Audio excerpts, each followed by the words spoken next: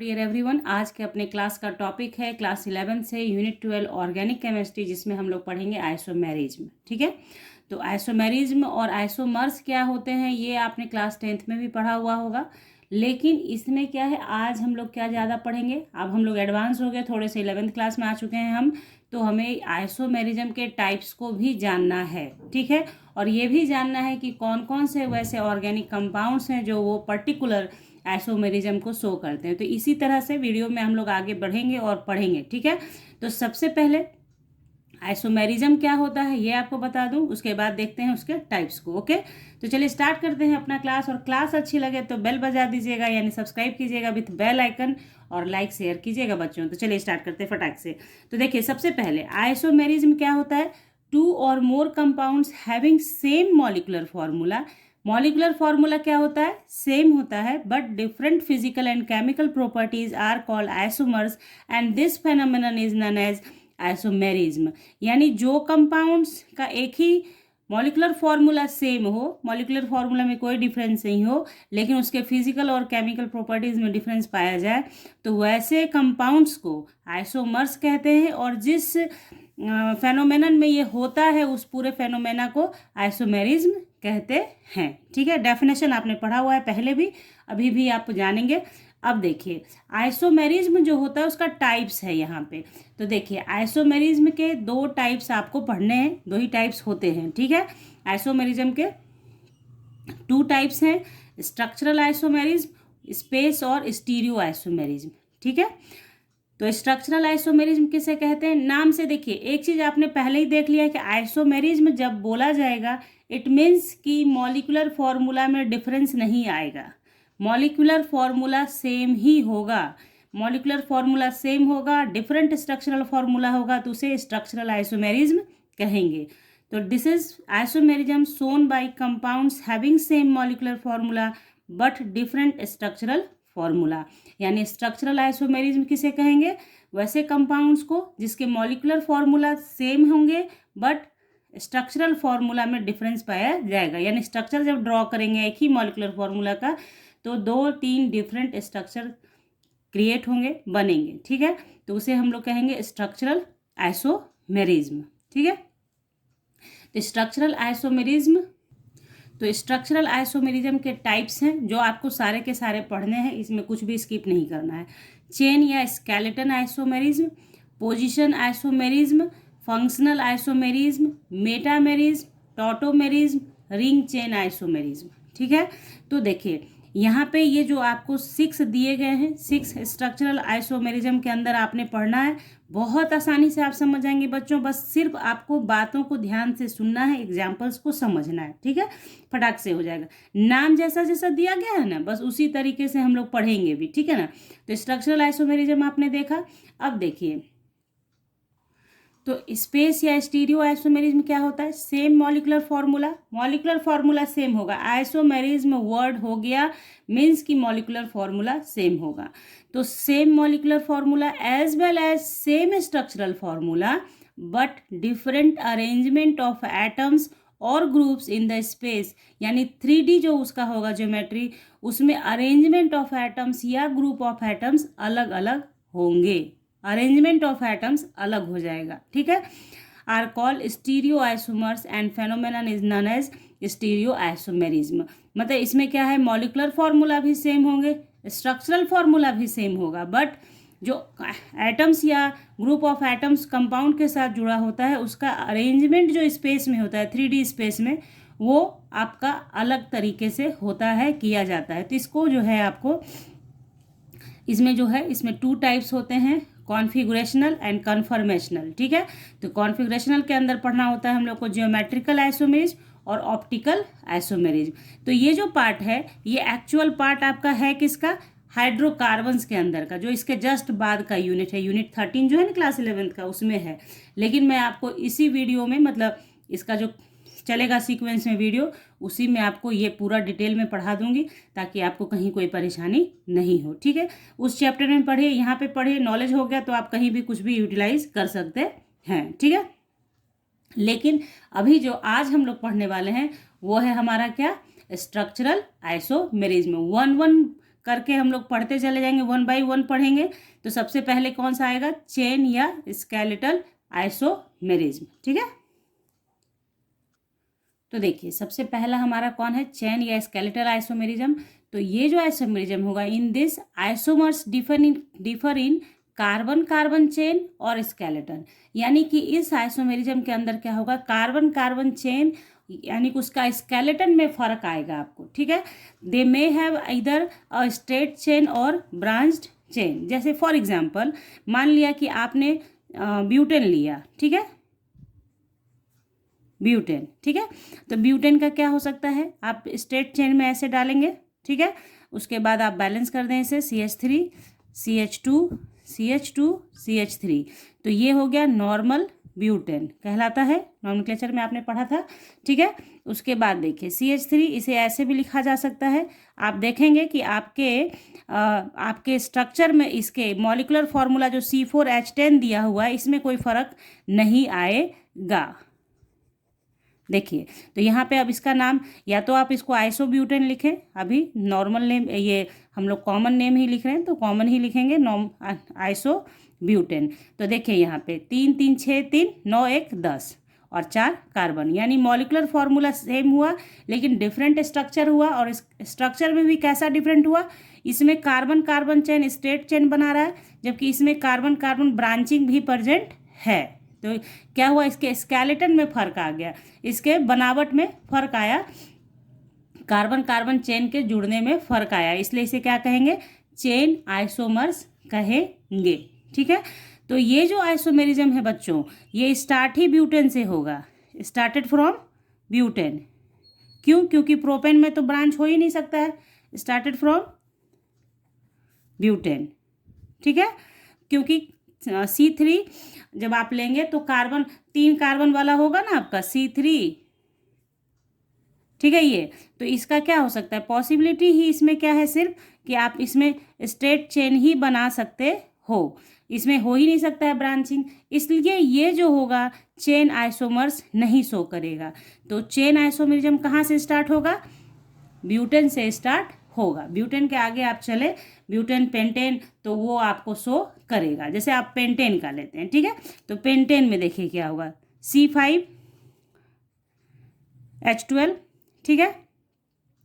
तो देखिए कैसा हो जाएगा, CH3 CH2 CH2 CH2 CH3, तो ये हमारा स्ट्रेट चेन में हो गया पेंटेन। उसी तरीके से हम चाहें तो इसे ऐसा भी लिख सकते हैं, CH3 CH3 CH2 CH3, ठीक है। उसके बाद आप ये भी लिख सकते हैं इसमें, CH3 CH3 CH3 CH3, 3 2 5 हो गया। अब देखिए यहाँ पे पहले आप नाम लिख लीजिए, इसको तो सीधा सीधा पेंटेन बोलेंगे आप, पेंटेन है, 5 कार्बन का है पेंटेन। इसका आयुपक नेम लिखेंगे 1 2 3 4, तो 2 पे मिथाइल ग्रुप आ गया, 2 मिथाइल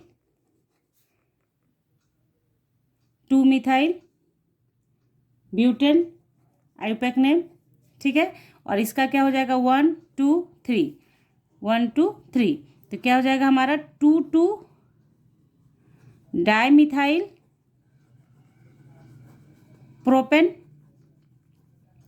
आप देख रहे हैं स्केलेटन का फर्क है, सिर्फ मॉलिक्यूलर फॉर्मूला में कोई फर्क नहीं है। C5H12 सबके पास कार्बन 5 होगा और हाइड्रोजन 12 होगा, लेकिन क्या हो रहा है, सिर्फ कार्बन कार्बन का जो चेन बना वो डिफरेंट हो गया। इसमें स्ट्रेट चेन है, इसमें उतना ही है, लेकिन कार्बन कार्बन चेन बदल गया, ब्रांचिंग आ गया।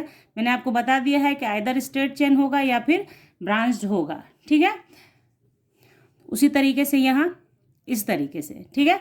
तो यहाँ पे ऐसा हो गया। अब देखिए अगर आप में से कोई बच्चे इसी चीज़ को इस तरीके से कहें कि ऐसा क्यों नहीं लिख सकते थे, देखिएगा जो बच्चे कहते हैं जनरली कि ऐसा लिख दीजिए,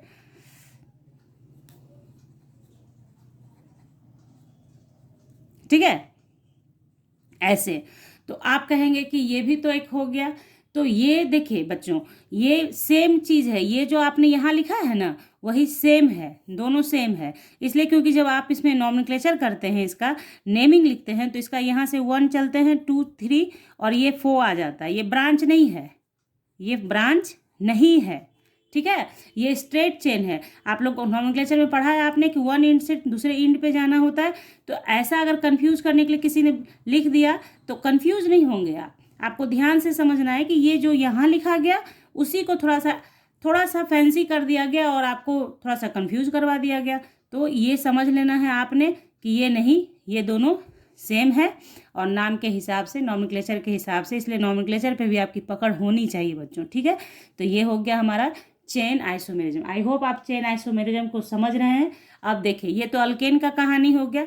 मान लीजिए कि अल्कीन और अल्काइन में भी चेन आइसोमेरिज्म हो सकता है, तो वो कैसे समझेंगे, तो वो भी देख लेते हैं।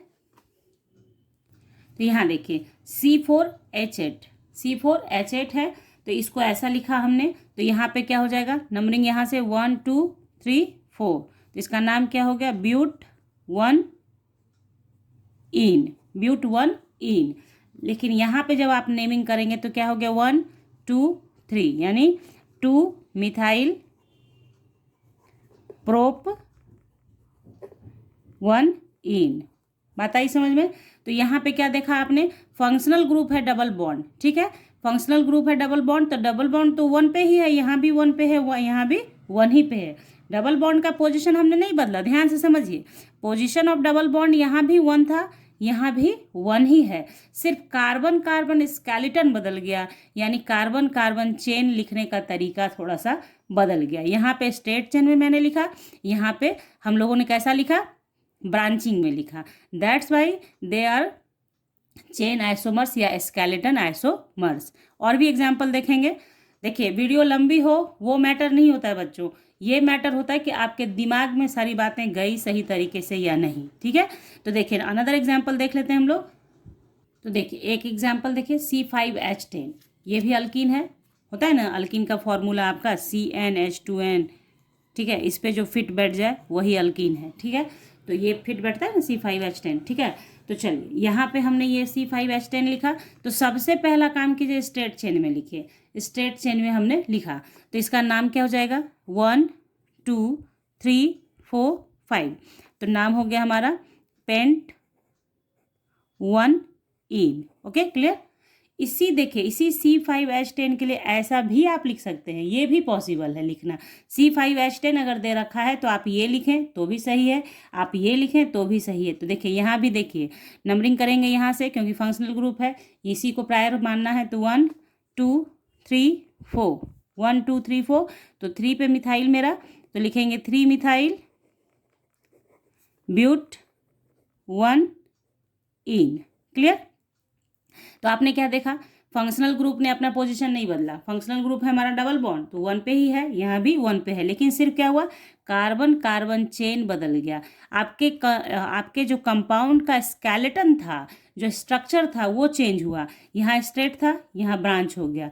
अब इसी तरह से एक ब्रांचिंग पॉसिबल ऐसे भी कर सकते हैं आप, मतलब इसको यहाँ पे आपने ब्रांचिंग डाला, इसी ब्रांचिंग को यहाँ पे शिफ्ट करा सकते हैं, तो एक अनदर कंपाउंड बन जाएगा। तो देखिए यहाँ पे क्या हो जाएगा, 1 2, मतलब जब तक नाम बदल रहा है ठीक है, सेम नेम आ गया तो समझिए कि अब रुक गया, आपका स्टॉप हो गया। यहाँ पे जैसे क्या हुआ, 1 2 3 4, इसमें आप जब नाम लिखोगे तो लिखोगे ना 2 मिथाइल, चेंज है ना पोजीशन, यहाँ 3 था, यहाँ 2 था, इसलिए नॉमेनक्लेचर पूरी तरह से ध्यान में रखना होगा आपको। नॉमेनक्लेचर के बाद ही आइसोमेरिज्म पढ़ाया जाता है इसी रीजन से, ताकि आप बच्चों को समझ में आए कि किस तरह से चेंज हो रहा है, ठीक है। आप जब देखेंगे इसको तो इसके बाद कोई पॉसिबिलिटी आपके पास नहीं बचेगा कुछ करने के लिए। 2 मिथाइल ब्यूट 1 इन। क्लियर। तो ये हो गया हमारा ब्यूटीन से। उसी तरह से आप अल्काइन पे भी देख सकते हैं, तो अल्काइन का भी एक एग्जाम्पल आप देख लीजिए, ठीक है। तो यहाँ देखिए, अल्काइन में मैंने लिया है C5H8, तो CnH2n-2 होता है जनरल फार्मूला ऑफ अल्काइन। इस पे आप बैठा के देखें तो आपका आ जाएगा C5H8, ठीक है। अब देखिए इसका नाम लिखिए, तो C5H8 है, हमको पता है इस फार्मूला के हिसाब से अल्काइन है, यानी कि कहीं ना कहीं ट्रिपल बॉन्ड होगा। मान लीजिए स्टार्टिंग में ही मैंने ट्रिपल बॉन्ड डाल दिया यहाँ पे, तो 1 2 3 4 5, तो मेरा नाम किसका, इसका नाम क्या हो गया, पेंट 1 वाइन, ठीक है। उसके बाद यहाँ आइए, तो इसमें भी नंबरिंग करेंगे आप, तो आपको पता है पहले प्रायोरिटी देना है फंक्शनल ग्रुप को, तो 1 2 3 4, ठीक है। तो हो गया हमारा नाम इसका क्या, 3 methyl but 1 ene sorry yne, ठीक है, YNE वाइन, ठीक है ना। तो इस तरीके से हमारा हुआ। तो हम लोगों ने यहाँ पे एक चीज़ वॉच किया, क्या, फंक्शनल ग्रुप अपना पोजीशन नहीं बदल रहा है, सिर्फ कार्बन कार्बन अपना स्केलेटन चेंज कर रहा है, कार्बन कार्बन का बॉन्डिंग बदल रहा है। बच्चों ध्यान दीजिए, डेफिनेशन जो कहा वही काम हर जगह हो रहा है, कार्बन कार्बन बॉन्डिंग बदल रहा है, कार्बन कार्बन बदल रहा है। फंक्शनल ग्रुप में कोई फर्क नहीं है, फंक्शनल ग्रुप जहाँ था 1 पोजिशन पे था, 1 पोजिशन पे ही है, 1 पोजिशन पे था, 1 पोजिशन पे था, सिर्फ कार्बन कार्बन स्केलेटन बदला। That is your chain isomerism या स्केलेटन आइसोमेरिज्म। Okay, clear. और ये दे आर चेन आइसोमर्स या स्केलेटल आइसोमर्स, और the whole phenomena is known as chain isomerism. Okay, clear. अब हम लोग बढ़ेंगे आगे पोजिशन आइसोमेरिज्म पे। तो देखिए, पोजीशन आइसोमेरिज्म नाम से क्लियर है कि पोजीशन में डिफरेंस आ जाएगा, पोजीशन में डिफरेंस आएगा, किसके, वो देखिए, in this structural isomerism the isomers differ with respect to position of multiple bond, यानी कि डबल और ट्रिपल बॉन्ड, सब्सिक्वेंट और फंक्शनल ग्रुप, ठीक है। यानी कि पोजीशन ऑफ मल्टीपल बॉन्ड बदल जाएगा, सब्सिक्वेंट का पोजीशन बदल जाएगा और फंक्शनल ग्रुप का पोजीशन बदल जाएगा, तब आप वैसे आइसोमर्स को कहेंगे कि ये पोजीशन आइसोमर्स हैं। यानी फंक्शनल ग्रुप ने, मल्टीपल बॉन्ड ने अपना पोजीशन बदल लिया। मैंने अभी तो आपको इससे जस्ट पहले पढ़ाया है चेन आइसोमर्स। बार बार मैंने आपसे कहा कि position of double bond, position of triple bond नहीं बदल रहा है, वहाँ स्केलेटन बदल रहा था, वहाँ कार्बन कार्बन चेन बदल रहा था।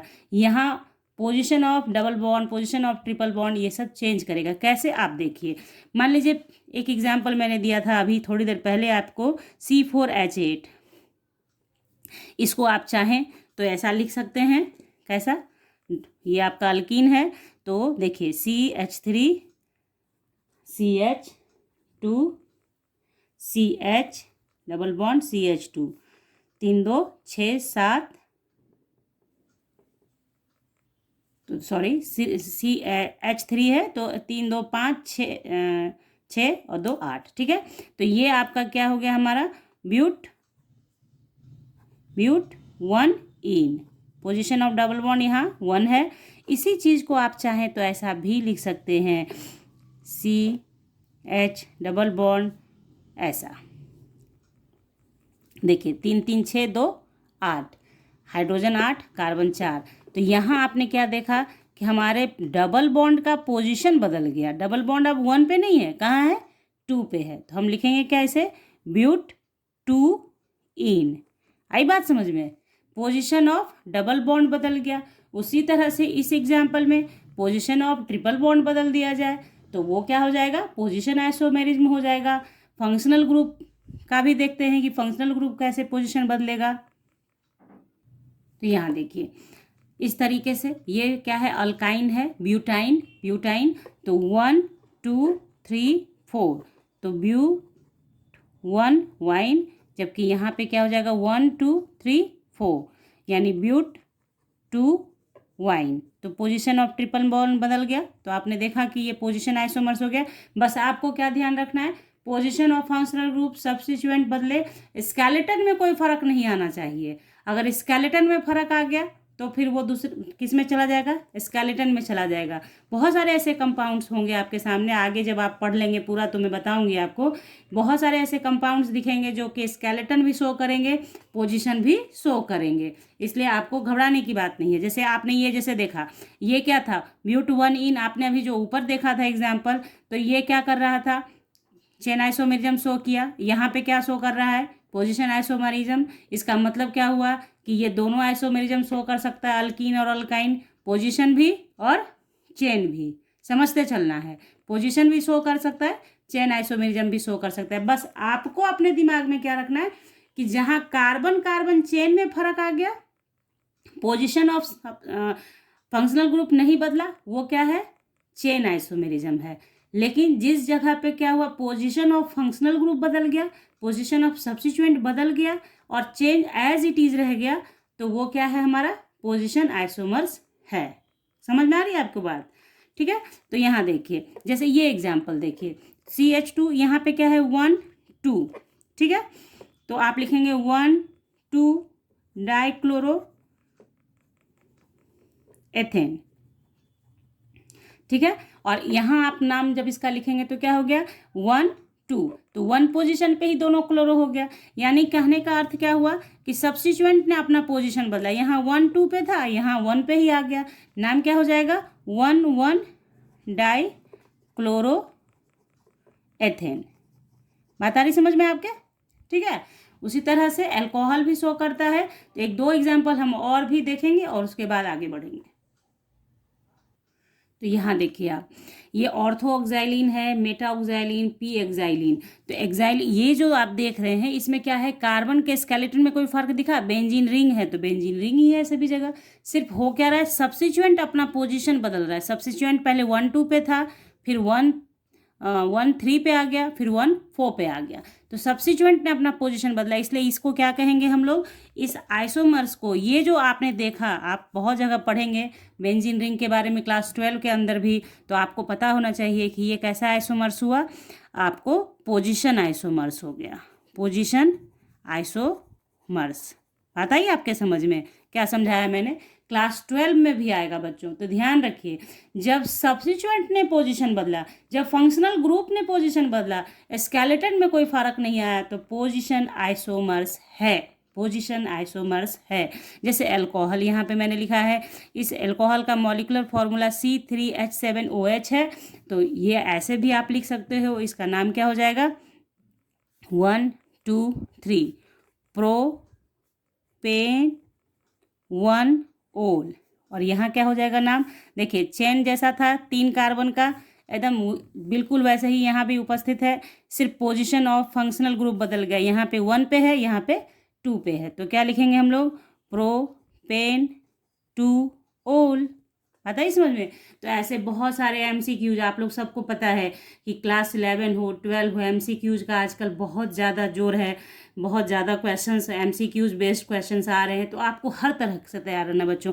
आपने जैसे ही आपको दिया गया ये कि प्रोपेन 1 ओल प्रोपेन 2 ओल लिख के भी, तो आपको पहचान कर लेनी है 1 2, यानी पोजिशन ऑफ फंक्शनल ग्रुप बदला है। ये आइसोमर्स कैसे होंगे, पोजिशन आइसोमर्स होंगे। ये कैसे आइसोमर्स होंगे, पोजिशन आइसोमर्स होंगे। ठीक है, समझ में आ गई बात आपके? अब आगे बढ़ते हैं नेक्स्ट नेक्स्ट आइसोमेरिज्म पे। तो देखिए नेक्स्ट है हमारा फंक्शनल आइसोमेरिज्म। तो फंक्शनल आइसोमेरिज्म नाम से ही क्लियर, फंक्शनल आइसोमेरिज्म में फंक्शनल ग्रुप ही बदल जाएगा, यानी they are differ with respect to functional groups. Functional group ही आपके दोनों आइसोमर्स का अलग अलग रहेगा। ठीक है, 2 डिफरेंट फैमिलीज होंगे दोनों। तो यहाँ पे जैसे जैसे बताऊंगी ध्यान बनाए रखना है आपको। अल्कोहल प्लस ईथर, ये दोनों फंक्शनल आइसोमर्स होते हैं। अल्कोहल और ईथर फंक्शनल आइसोमर्स होते हैं। इसलिए जब आप क्लास 12 में जाएंगे तो अल्कोहल और ईथर साथ में पढ़ते हैं, उसी तरह से एल्डिहाइड और कीटोन साथ में पढ़ते हैं। ठीक है, क्योंकि दोनों के जो दोनों आइसोमर्स क्रिएट करते हैं, दोनों के प्रॉपर्टीज़ में कुछ सिमिलैरिटी दिखता है पढ़ते हैं जब। ठीक है, तो यहाँ पे देखिए अल्कोहल और ईथर, तो कैसे भैया, तो देखिए सबसे पहले C2H6O लीजिए। ठीक है, तो इसका अल्कोहल आप लिख सकते हैं कैसा, देखिए CH3CH2OH हो गया। ये हो गया हमारा एथेनॉल। ठीक है, इसी चीज़ को आप ईथर के फॉर्म में ऐसे लिख सकते हैं। देखिए कोई फर्क नहीं पड़ेगा इसके मॉलिक्यूलर फार्मूला में। मॉलिक्यूलर फार्मूला आपका जो है ये यही रहेगा, C2H6O। देखिए 3 2 5 1 6 3 3 6, तो क्या हुआ, मॉलिक्यूलर फार्मूला सेम हो गया, लेकिन डिफरेंट स्ट्रक्चर पॉसिबल हो गया। तो यहाँ पे डिफरेंट कैसे हुआ, फंक्शनल ग्रुप ही डिफरेंट हो गया। तो इसलिए इस स्ट्रक्चरल आइसोमेरिज्म का नाम क्या दिया गया, फंक्शनल आइसोमेरिज्म है। ये स्ट्रक्चरल आइसोमेरिज्म, लेकिन उस स्ट्रक्चरल में कौन सा टाइप्स है, फंक्शनल, क्योंकि फंक्शनल ग्रुप ही बदल गया। तो यहाँ पे आपको काम क्या करना है, सो देखिए इसका नाम हो जाएगा आपको मेथॉक्सी मेथेन। ठीक है। अब आप समझिए क्या करना है, ये जो लिख रही हूँ इसे याद करना है, दिमाग में बैठा कर रखना। एक जैसे अल्कोहल में भी एक ही ऑक्सीजन होता है, ईथर में भी एक ही ऑक्सीजन होता है, इसलिए अल्कोहल और ईथर शो करता है फंक्शनल आइसोमर्स। उसी तरह से एल्डिहाइड और कीटोन, क्यों? क्योंकि एल्डिहाइड और कीटोन दोनों में कार्बन डबल बॉन्ड O के साथ जुड़ता है, इसलिए एल्डिहाइड और कीटोन शो करता है। तो यहाँ लिखेंगे हम लोग एल्डिहाइड, एल्डिहाइड प्लस कीटोन, ठीक है। ये हो गया हमारा सेकंड। ये हमारा फर्स्ट था अल्कोहल और ईथर। दूसरा हमारा कौन सा हो गया? एल्डिहाइड और कीटोन। ध्यान बनाए रखना है आप लोगों को, ठीक है। एग्जाम्पल देखते हैं इसका। तो देखिए एल्डिहाइड और कीटोन, तो यहाँ मैंने आपको अभी बताया कि एल्डिहाइड में भी C डबल बॉन्ड O होता है और कीटोन में भी C डबल बॉन्ड O होता है, ठीक है। एल्डिहाइड का फॉर्मूला है, इसका जो फंक्शनल ग्रुप होता है वो ऐसा होता है ना, ऐसा, और इसका फंक्शनल ग्रुप कैसा होता है? C डबल बॉन्ड O और डबल वैलेंसी, ठीक है। तो जैसे क्या है, मैच होना चाहिए तभी तो फिर वैलेंसी यहाँ पूरा करेगा, इसलिए ध्यान में बनाए रखने के लिए इतना बता रही हूँ कि एल्डिहाइड और कीटोन फंक्शनल आइसोमर्स बनाता है, अल्कोहल और ईथर बनाता है। क्यों? क्योंकि आपने देखा कि O सिंगल बॉन्ड के साथ जुड़ा होता है कार्बन के साथ। उसी तरह से यहाँ देखिए, तो ये क्या हुआ? C3H6O है मॉलिकुलर फॉर्मूला, उसको एज अ कीटोन हम लोग ऐसे लिखेंगे, कोई फर्क नहीं है। आप देख रहे हैं C3H6, तो C3H6 है और एक ऑक्सीजन है, प्रोपेनोन हो गया। और जस्ट इसी तरीके से हम लोग एल्डिहाइड में चले गए तो प्रोपेनल बन गया। उसी तरह से कार्बोक्सिलिक एसिड में क्या होता है?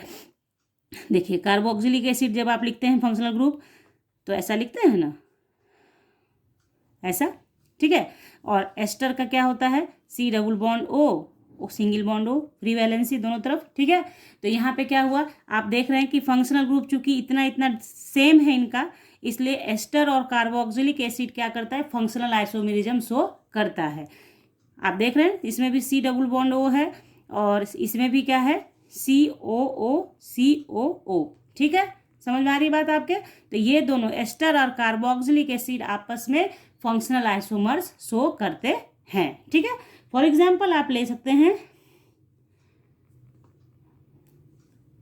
तो देखिए एग्जाम्पल लीजिए C2H6O2, ठीक है। C2H6O2, तो इसे ऐसे लिख सकते हैं CH3COOH, ठीक है। तो ये हमारा क्या है? Ethanoic acid, ethanoic acid, ethanoic acid, ठीक है। और ये हमारा एस्टर हो गया। अब देखिए ये CH3 इधर नहीं लिख सकते हैं और H इधर नहीं लिख सकते हैं, तो फिर यही चीज़ बन जाएगा ना, एसिड ही बन जाएगा, इसलिए ऐसे लिखा गया इसको। CH3 को यहाँ डाला गया, H को इधर डाला गया, ठीक है। बात आप समझ रहे हैं? एस्टर में भी बताया है मैंने आपको पहले भी अपने वीडियोज़ में, जब नोमेनक्लेचर पढ़ाया था उस टाइम भी, कि जब भी O के साथ इस तरफ सिंगल बॉन्ड O के साथ जब भी होगा तो अल्काइल ग्रुप ही होगा, हाइड्रोजन नहीं हो सकता है। हाइड्रोजन जैसे ही होगा तो वो एसिड में कन्वर्ट हो जाएगा, समझ गए? तो यहाँ पे मेरा नाम, इसका नाम क्या हो जाएगा? मेरा नहीं, कंपाउंड का नाम, ठीक है, मिथाइल मेथेनोएट। ये मिथाइल और ये मेथेनोएट, मेथेनोएट, समझ गए आप? तो इस तरीके से आपने देखा एक ही मॉलिकुलर फॉर्मूला से दो स्ट्रक्चरल फॉर्मूला लिखा गया और दोनों डिफर है किससे? फंक्शनल ग्रुप से। That's why they are called functional isomerism. अब देखिए, अब बाकी बारी आती है डबल बॉन्ड और ट्रिपल बॉन्ड की। वो लोग भी फंक्शनल आइसोमर्स शो कर सकते हैं। क्यों? क्योंकि डबल बॉन्ड और ट्रिपल बॉन्ड अलग अलग फंक्शनल ग्रुप है। तो आप देखें एग्जाम्पल मैं आपको दिखा देती हूँ। तो देखिए अल्कीन और अल्काइन भी फंक्शनल आइसोमर्स होंगे। कैसे? आप देखिए यहाँ पे जैसे मैंने अल्काइन लिखा, ठीक है, तो इसमें कितने कार्बन है? 1 2 3 4 कार्बन, तो आप लिख लीजिए C4 और कितना हाइड्रोजन है?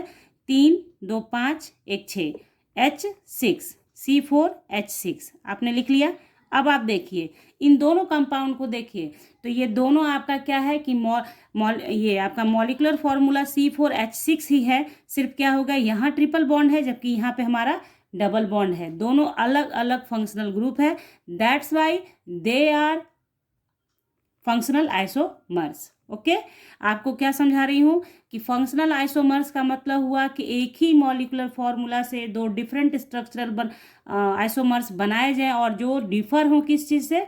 फंक्शनल ग्रुप से डिफर हों, फंक्शनल ग्रुप का डिफरेंस होना चाहिए, तभी वो फंक्शनल आइसोमर्स होता है, फंक्शनल ग्रुप डिफर है। तो यहाँ पे आप नाम लिखेंगे 1 2 3 4, ठीक है। तो इसका नाम क्या हो जाएगा, ब्यूट 1 वाइन, ओके क्लियर।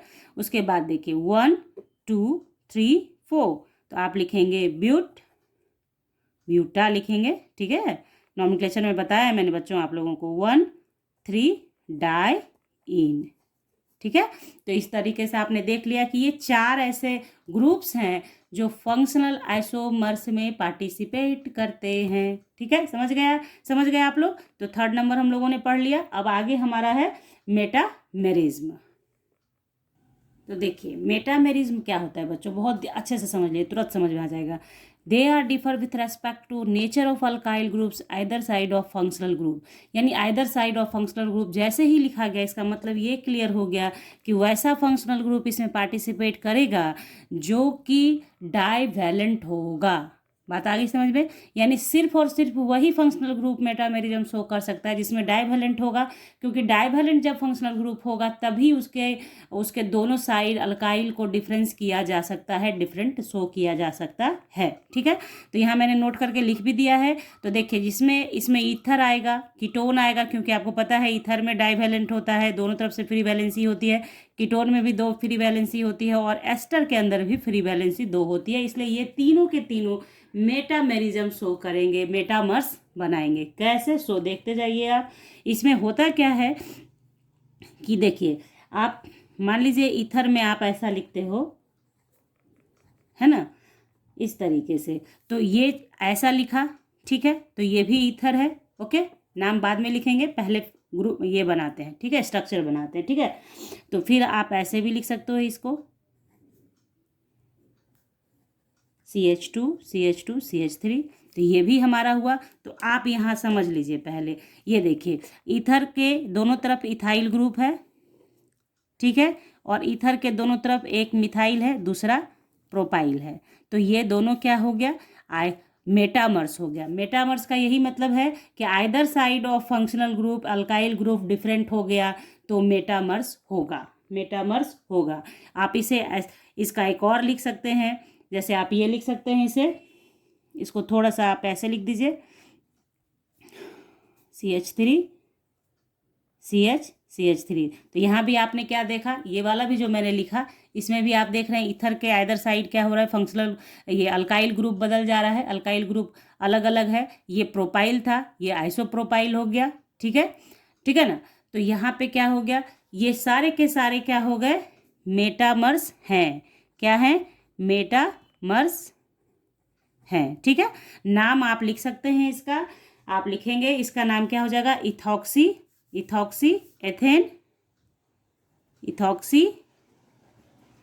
एथेन। उसी तरह से इसका क्या हो जाएगा आपका, इसका नाम आप लिखेंगे, यहाँ से नंबरिंग करेंगे 1 2 3, तो नाम इसका क्या हो जाएगा, देखिए 1 मेथॉक्सी प्रोपेन।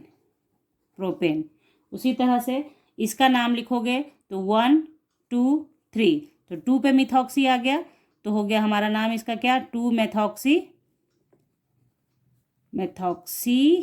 प्रोपेन, लिख लो ऐसे, प्रोपेन, ओके। तो ये मेटामर्स हो गया।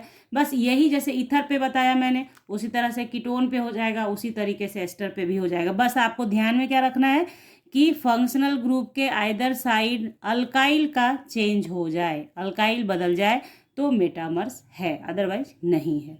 बात आ गई समझ में आपके, कोई दिक्कत। तो आगे बढ़े हम लोग, चलिए दूसरा देखते हैं।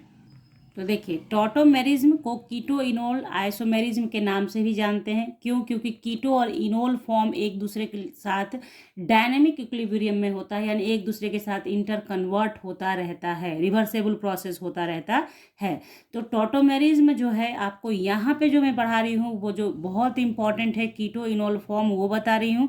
जिन्हें IIT JEE नीट की तैयारी करनी है उनके लिए टॉटोमेरिज्म का एक अलग सेपरेट वीडियो बनेगा, क्योंकि टॉटोमेरिज्म पढ़ना ही अपने आप में बहुत लंबा हो जाता है, ठीक है। लेकिन यहाँ पे क्लास 11th के लिए जो नेसेसरी है आपको पढ़ना वो मैं आपको बता रही हूँ, तो ध्यान से समझिएगा। टॉटोमेरिज्म एक तरह का फंक्शनल आइसोमर्स है, मतलब tautomers are actually functional isomers which exist simultaneously and remains in dynamic equilibrium। ये डायनेमिक इक्विलिब्रियम में रहता है और मतलब एक दूसरे में इंटर कन्वर्ट होता रहता है, ठीक है, एक दूसरे में इंटर कन्वर्ट होता रहता है। तो कीटो इनोल फॉर्म कैसे कहते हैं, सो देखिए, जैसे यहाँ पे देखिए ये इथेनल है, अभी जस्ट पहले पढ़ाया है आपको कि एल्डिहाइड और कीटोन फंक्शनल आइसोमर्स हैं। तो एथेनॉल बनेगा, तो एथेनॉल बनेगा कैसे, तो यहाँ पे क्या होता है, जैसे देखिए फंक्शनल ग्रुप है ये मेरा, तो फंक्शनल ग्रुप से सटा हुआ कार्बन क्या कहलाता है, अल्फा कार्बन। अल्फा कार्बन का जो हाइड्रोजन होता है उसे क्या कहते हैं, अल्फा हाइड्रोजन। तो यहाँ से जो हाइड्रोजन होता है वो यहाँ से माइग्रेट करता है और ये जो मैकेनिज्म के अकॉर्डिंग ये इलेक्ट्रॉन को खींचता है। ये नियम है कि ऑक्सीजन चूंकि इलेक्ट्रोनिगेटिव एलिमेंट है, इसलिए यहाँ का जो पाई बॉन्ड है उसका इलेक्ट्रॉन शिफ्ट होगा इसकी तरफ और इसका जो हाइड्रोजन प्लस है ये इसके पास चला जाता है। यहाँ से जो H+ निकलेगा ये अल्फा हाइड्रोजन मतलब एसिडिक हाइड्रोजन, तो एसिडिक हाइड्रोजन यानी H+ निकलेगा। ये H+ इस निगेटिव साइड पे जाके जुड़ जाता है, ठीक है, OH बना लेता है। तो आप देखिए कीटो फॉर्म से इनोल फॉर्म में बदला, ये क्या है, कीटो, और ये क्या है हमारा, इनोल। इनोल क्यों, क्योंकि डबल बॉन्ड भी है और एल्कोहल भी है, इसलिए इसको इनोल फॉर्म भी कहते हैं, ठीक है। अब जैसे देखिए CH3C कीटोन, CH3 ऐसा है, ठीक है। तो इसमें क्या हो जाएगा हमारा, इसके पास 2 अल्फा कार्बन है, तो दोनों में से जिधर से आपकी इच्छा हो उधर से मैग्नेट करवाइए, कोई दिक्कत नहीं। 2 अल्फा हाइड्रोजन, देखिए यहाँ से क्या हुआ हमारा कीटो, यहाँ से हमने फिर से ये किया, हाइड्रोजन को माइग्रेट किया, यहाँ ला दिया, तो कीटो से इनोल फॉर्म में कन्वर्ट हुआ। This is your tautomerism.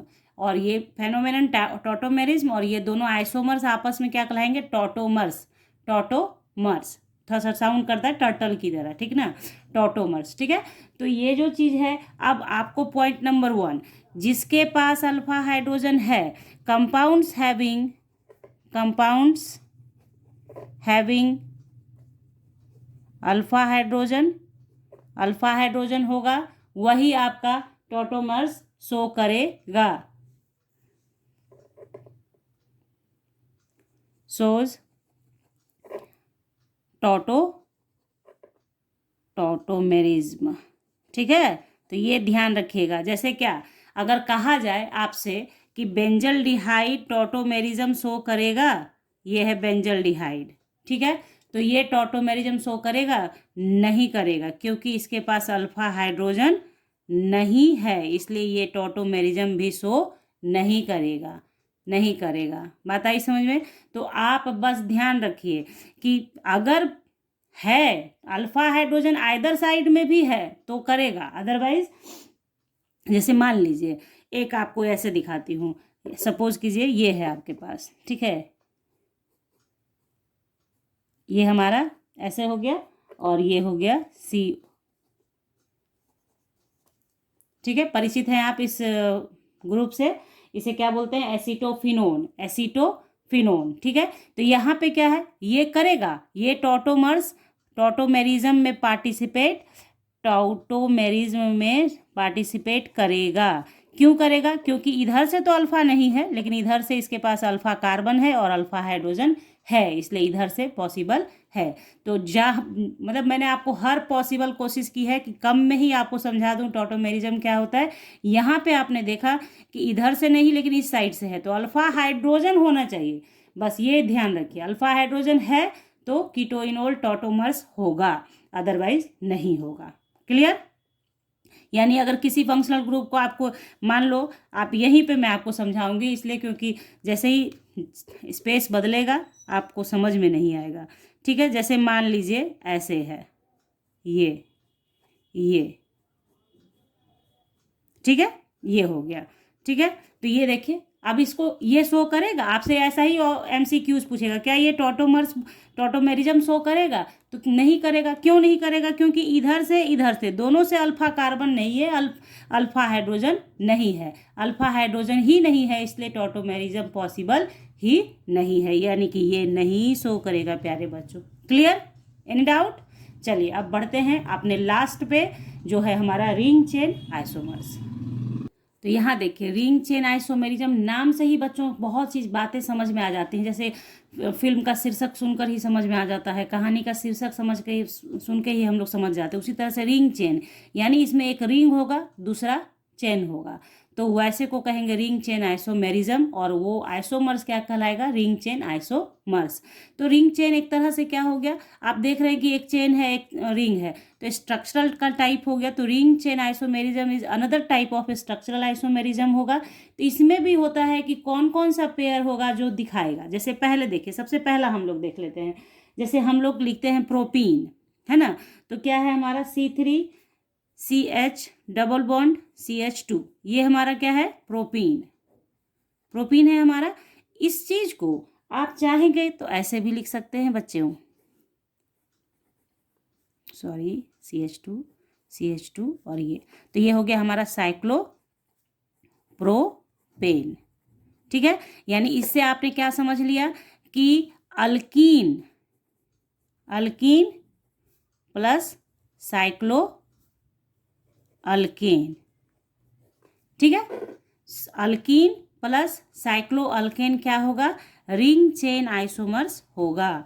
क्या होगा? रिंग चेन आइसोमर्स होगा। जैसे अभी हमने फंक्शनल में पढ़ा ना कि पर्टिकुलर कौन सा ग्रुप शो करेगा फंक्शनल में, या फिर मेटामर्स में कौन सा होगा, 3 ही ग्रुप है जो मेटामर्स में आएगा।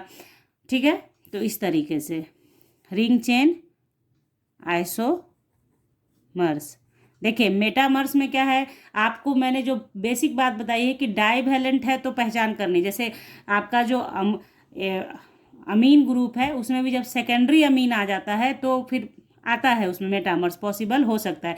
बस आप याद रखना कि डाइवैलेंट है, मतलब 2 वैलेंसी है, अल्काइल ग्रुप चेंज किया जा सकता है तो मेटामर्स शो करेगा। बेसिक बात जो है वो याद रखिए, बेसिक जो बात है। ठीक है ना। तो रिंग चेन आइसोमर्स हुआ यहाँ पे। देखिए पढ़ाते पढ़ाते मान लीजिए कभी वो टॉपिक वहाँ पे ख़त्म हो गया, लेकिन अभी दिमाग में आया मेरे कि ये भी बताना है आपको, तो बता दिया। बेसिक सारी बातें याद होनी चाहिए बच्चों। ठीक है, रिंग चेन आइसोमर्स ये हो गए। उसी तरीके से बच्चों अभी देखिए अल्काइन का देख लेते हैं। ठीक है, तो जैसे अल्काइन में आप प्रोपाइन बना लीजिए, CH3C ट्रिपल बॉन्ड CH, है ना, प्रोपाइन हो गया। इसको जब कन्वर्ट कीजिएगा रिंग चेन में तो ये आपका ऐसा रिंग चेन देगा।